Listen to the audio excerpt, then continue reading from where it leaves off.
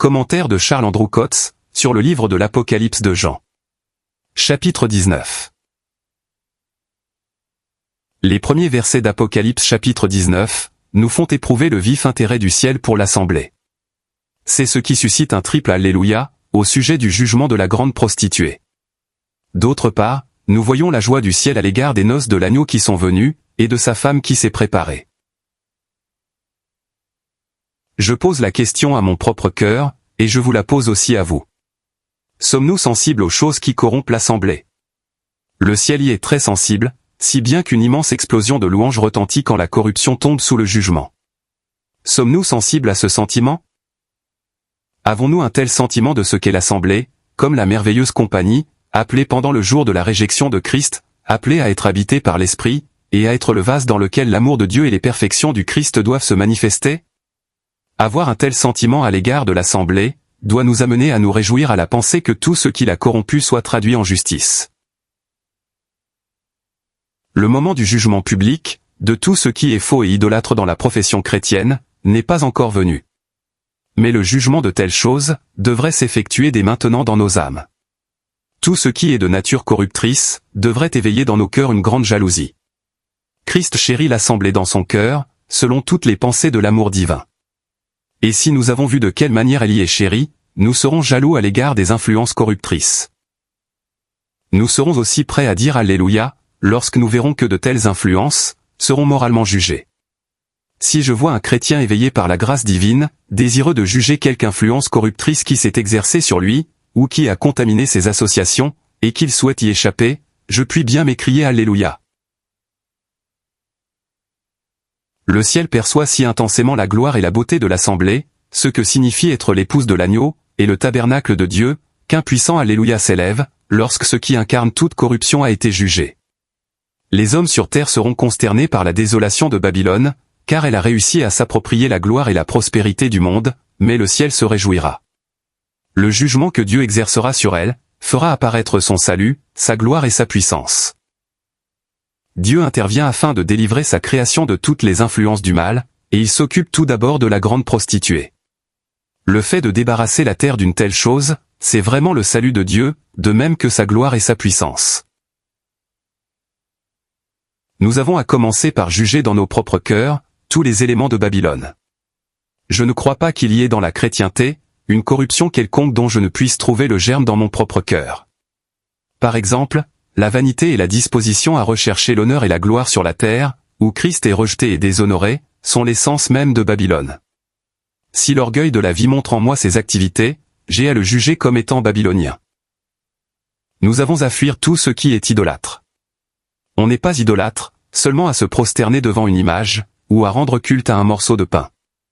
Beaucoup d'autres choses peuvent venir ravir à Dieu, la place qui lui est due dans mon cœur. À Corinthe, les hommes parlaient en langue, non pour édifier les saints, mais pour se glorifier eux-mêmes. Paul les corrigeant les exhortant à rechercher l'amour, qui ne cherche pas sa propre gloire, mais le bien d'autrui. Il les encourage aussi à prophétiser, c'est-à-dire à parler de telle sorte que les consciences soient amenées en présence de Dieu, et sondées par sa parole. Prophétiser selon 1 Corinthiens 14, ne veut pas dire parler des événements à venir, mais placer devant les saints ce qui est de Dieu, afin qu'il en résulte un exercice spirituel intelligent. Je ne puis placer quelqu'un dans la présence de Dieu, si je n'y suis pas moi-même. Pour prophétiser, il faut être avec Dieu, et quand on est avec Dieu, la gloire de l'homme se flétrit, et cela détruit la racine de Babylone. Paul était un élément caractéristique de la cité sainte. Il était marqué par la transparence, la lumière et la gloire divine, de même que l'absence d'exaltation du moi. Il dit en 2 Corinthiens chapitre 12, verset 15, « Je dépenserai très volontiers, et je me dépenserai entièrement moi-même pour vos âmes. » Et tout cela dans quel but? Pour obtenir une position en vue, ou être bien vu des saints? Certainement non. Car dans le même verset, il ajoute, « Si même vous aimant beaucoup plus, je devais être moins aimé. » Cela n'est pas Babylone. Voyez le contraste en Diotrephe, dans le verset 9 de la 3e épître de Jean. Qui aime à être le premier parmi eux? Diotrephe était en réalité comme une grande prostituée. Quand on est amené à juger une influence corruptrice, c'est l'évidence du salut de Dieu, de sa gloire, et de sa puissance. C'est ce qui aura lieu très prochainement. Mais la lumière divine éclaire les choses, afin que dès maintenant, elles soient jugées moralement. Pensez à l'effet qui serait produit, si tous les principes de corruption étaient actuellement jugés dans les âmes des croyants. Tous les saints seraient unis dans un amour saint, et séparés du mal. Les caractéristiques de l'Assemblée, la sainteté, la vérité et l'unité, seraient manifestées. Christ aurait sa place comme Seigneur et comme chef. Le Saint-Esprit ne serait pas attristé.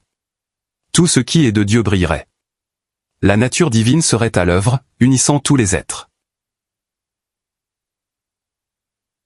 Et ils dirent une seconde fois, Alléluia. Et sa fumée monte au siècle des siècles. Apocalypse chapitre 19, verset 3. Il semble qu'il restera un témoignage du juste jugement de Dieu de la prostituée, quelque chose qui correspondra au dernier verset du livre d'Ésaïe. Durant tout le millénium, il y aura un témoignage du jugement de Dieu sur le méchant. Au verset 4, les anciens et les 4 animaux ajoutent leur Amen, Alléluia.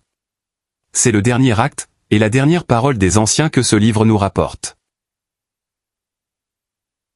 Le cercle de louange est très large au premier verset. Il est plus restreint au verset 4. Et enfin au verset 5, il ne forme plus qu'une seule voix. Mais dans le psaume 22, quand la rédemption est accomplie, Christ est le premier à exprimer la louange, au verset 22.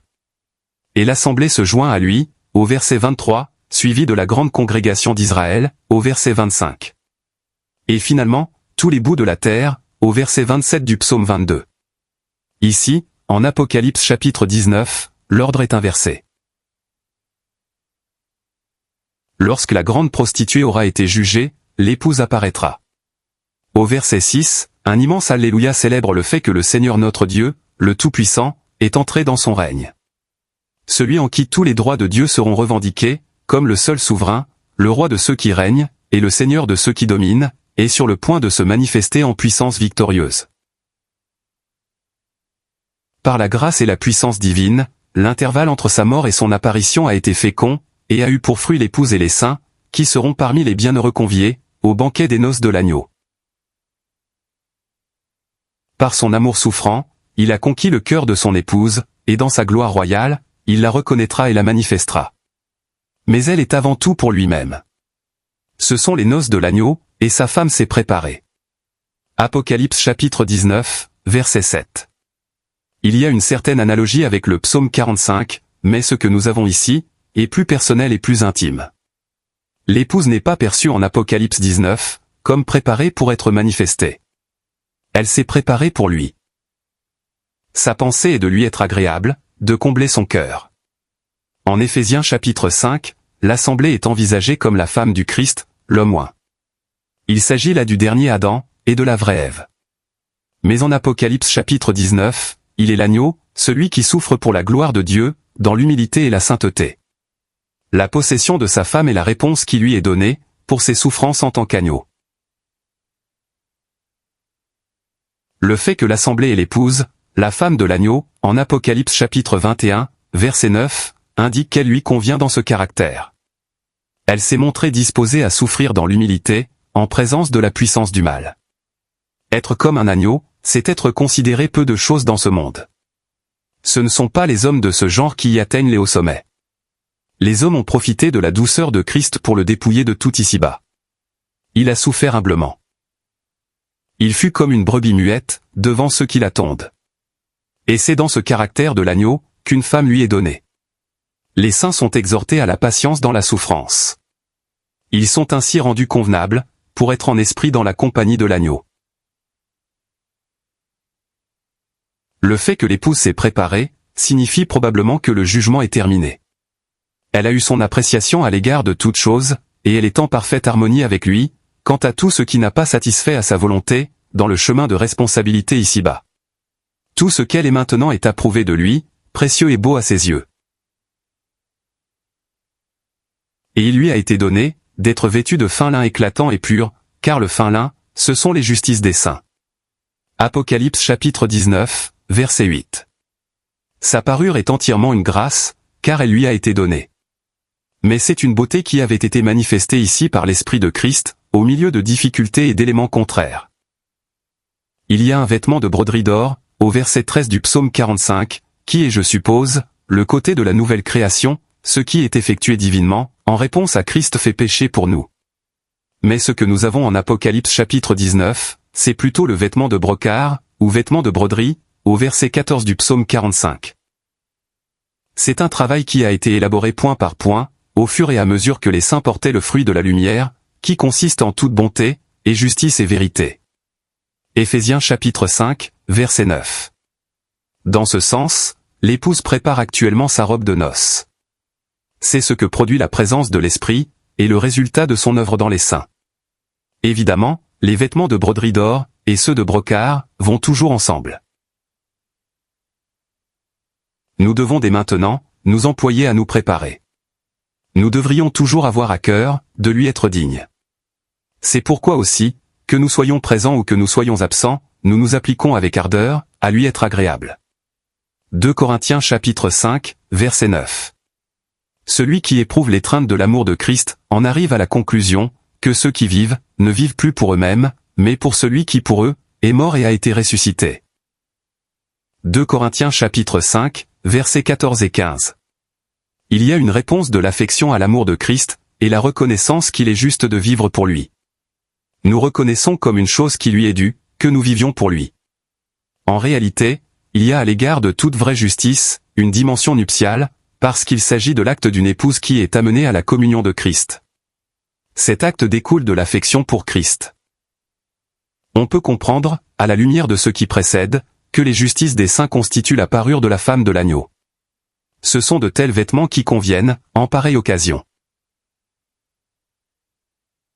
Quand l'amour de Christ est connu, des manifestations d'affection se produisent, et elles seront toutes recueillies, pour constituer la parure de l'épouse. C'est une douce pensée.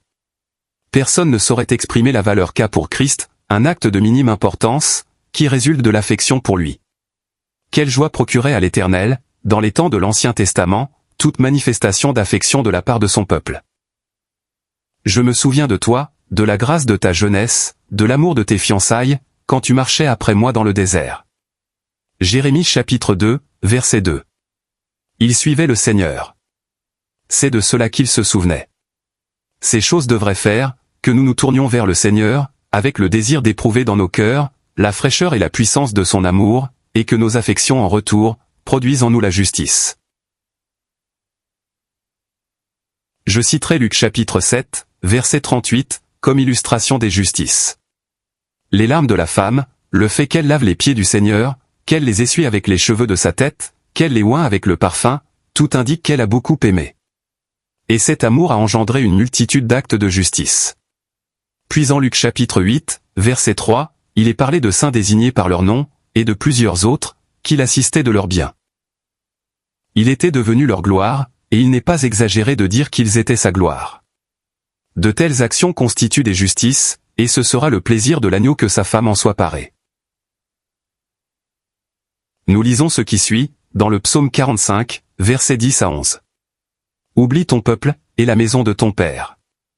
Et le roi désirera ta beauté. Ceci suggère un autre aspect de la justice. La beauté de la position de séparation pour Christ, est pour lui un grand attrait. C'est aussi une justice que d'aimer les saints. Le motif de cet amour, est que nous aimons celui à qui ils appartiennent. Quand Christ est l'objet du cœur, toutes les activités se trouvent mises progressivement en rapport avec lui. Le moi s'efface, et fait place à quelque chose du vrai caractère, et de la beauté de l'épouse. Chaque petit service rendu, chaque acte de bonté, découlant de l'amour de Christ, chaque prière relative à ses intérêts, chaque fois que nous participons à la scène, en signe de respect pour ce qui lui est dû, tous ces faits sont une addition à ses justices, qui seront la parure de la femme de l'agneau, le jour où ses noces seront venues. J'ai été vivement touché en lisant une inscription sur un monument élevé en Écosse, en mémoire de 2 femmes qui souffrirent le martyre. Cette inscription rappelait, qu'elles étaient mortes pour maintenir les droits de Christ dans son assemblée. Dans la mesure où cela était vrai, c'était là un acte noble de justice. On comprend combien il convient, que l'épouse paraisse ornée de tels actes, dans le glorieux jour à venir. Il en coûte de maintenir ce qui est dû à Christ, comme Seigneur et comme chef, en rapport avec l'assemblée. Cela signifie l'opprobre, marcher avec quelques-uns et non avec une foule. Mais tout sera pour le mieux, au jour de la manifestation. Les justices des saints n'ont rien de légal. Ce sont des choses accomplies en relation avec celui que nous aimons.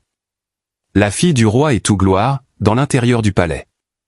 Psaume chapitre 45, verset 13. Ceci a trait à ce qu'elle est dans les appartements royaux, avant sa manifestation publique. La beauté morale de l'assemblée est actuellement sous le regard du Christ, mais elle est cachée au monde. Parmi ceux qui sont conviés aux noces de l'agneau, sont compris, je suppose, les saints de l'Ancien Testament, ainsi que tous les saints du ciel qui ne font pas partie de l'épouse. Toutes les familles du ciel trouveront le plus vif intérêt en Christ, et dans l'assemblée. Ils seront bien heureux, parce qu'ils participeront à la joie de cette occasion.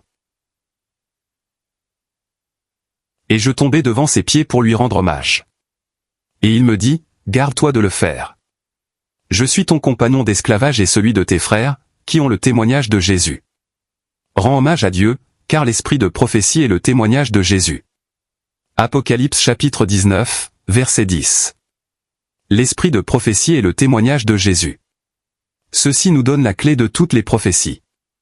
C'est le témoignage du genre d'homme qui convient pour Dieu, et ceci est de la plus grande importance.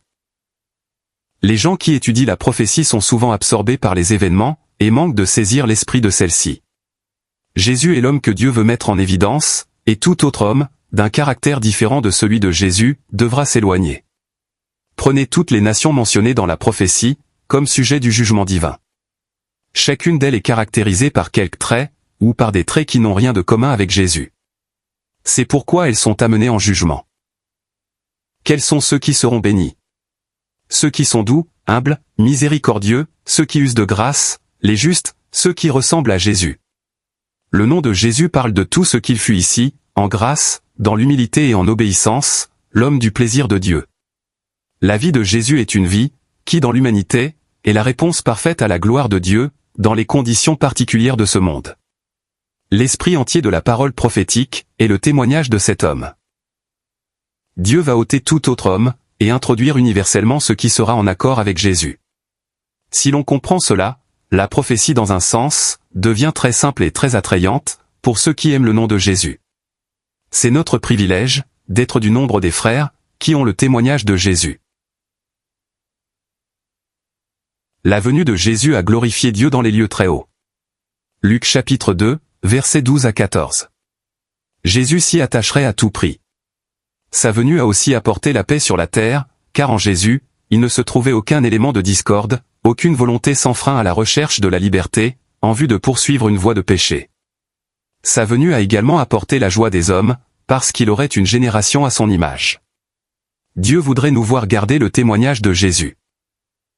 Tout l'orgueil et la gloire de l'homme devront disparaître, et seront remplacés par l'humilité, l'obéissance, la dépendance, la confiance, l'amour envers Dieu et l'amour envers l'homme, de même que toutes les autres grâces, et la beauté morale, manifestées en Jésus. La gloire du Fils de l'homme consiste, en ce qu'il voulut tomber en terre et mourir, afin de porter beaucoup de fruits. Jean chapitre 12, verset 24. Par sa mort, il remplira la terre de fruits pour Dieu, fruits du même caractère et du même ordre que lui-même. L'amour révélé dans sa mort, devient la semence de la vie dans le cœur des hommes, pour que soit amenée une génération qui lui ressemble. La parole habita au milieu de nous, pleine de grâce et de vérité. Jean chapitre 1er, verset 14. Dieu s'est approché très près des hommes, pour qu'ils puissent se trouver sous l'influence et l'attraction de sa grâce, et qu'en recevant la parole, ils aient le droit d'être appelés enfants de Dieu. Mais maintenant, en Apocalypse chapitre 19, versets 11 à 16, la même personne vient en puissance victorieuse, pour exécuter le jugement de ses ennemis. Il est bien solennel de penser, que le Seigneur est fidèle et véritable sous ce rapport. Le jugement de Dieu ne sera en rien arbitraire. Il sera fondé sur la fidélité et la justice, et impliquera la soumission, et l'élimination nécessaire de ce qui est contraire à Dieu. Il juge et combat en justice. Chapitre 19, verset 11. Ce qui est de Dieu vaincra. Cela a été présenté comme un témoignage, et les hommes s'en sont moqués, mais la victoire sera assurée. Ses yeux qui sont comme une flamme de feu, scruteront toutes choses. Verset 12. Actuellement, il scrute les assemblées, comme nous le voyons en Apocalypse chapitre 2 et 3, mais alors, ils scruteront les nations. Le moment est venu, dans Apocalypse chapitre 19, pour que des diadèmes soient mis sur sa tête. En Apocalypse chapitre 12 et 13, des diadèmes se trouvent sur les têtes du dragon, et sur les cornes de la bête. Mais dans le chapitre 19, le prince de ce monde doit être jeté dehors, d'une manière publique et manifeste. Toute la puissance de la bête, toute la capacité concentrée de l'homme, dans le plein développement de ses moyens, renforcée par l'énergie du dragon, va être renversée. Chapitre 19, verset 20. Tout cela n'est qu'un pouvoir usurpé. Les droits à la royauté appartiennent à Christ. Les plusieurs diadèmes, symboles de l'autorité suprême, sont sur la tête du Seigneur Jésus. Chapitre 19, verset 12. Il s'avance dans sa majesté divine. Au verset 12, il porte un nom écrit, que nul ne connaît que lui seul, ce qui parle de sa gloire personnelle et divine, qu'aucune créature ne saurait mesurer.